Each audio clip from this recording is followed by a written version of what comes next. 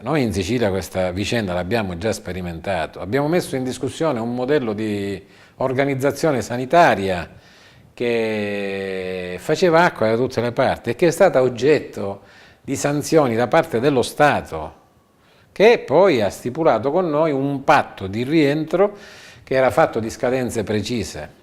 Oggi Tremonti dice che Vendola per la sanità andrebbe commissariato.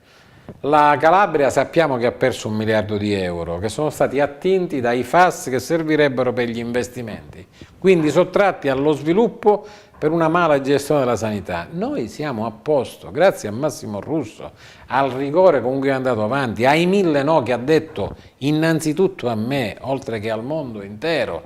Poi per carità può essere stato duro, aspro, può avere sbagliato, e chi è che è senza peccato, senza errore? Però noi abbiamo rispettato il piano di rientro e veniamo citati come una regione modello. Chi ha ostacolato questo processo di riforma e di risanamento? Quel PDL di arroganti e impuniti. Voi volete che facciamo nome e cognomi? Ma non c'è dubbio, sono in assemblea i Leontini, i Mancuso, i Limoli, il loro ispiratore senatore Firarello. Mi spiace, fanno capo all'area di Schifani e Alfano.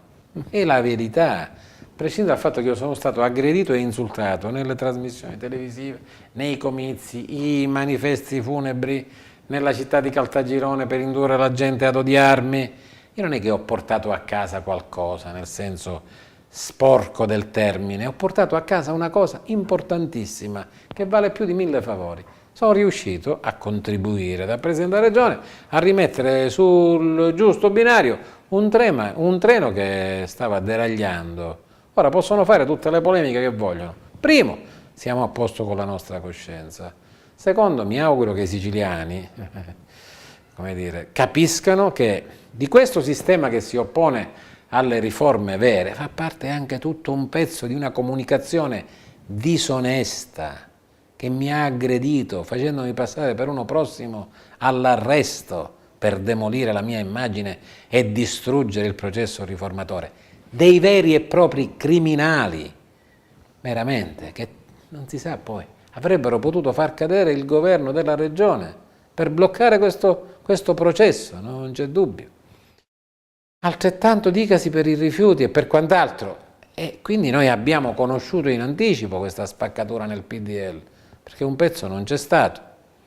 Abbiamo anticipato questo fatto che succede a livello nazionale.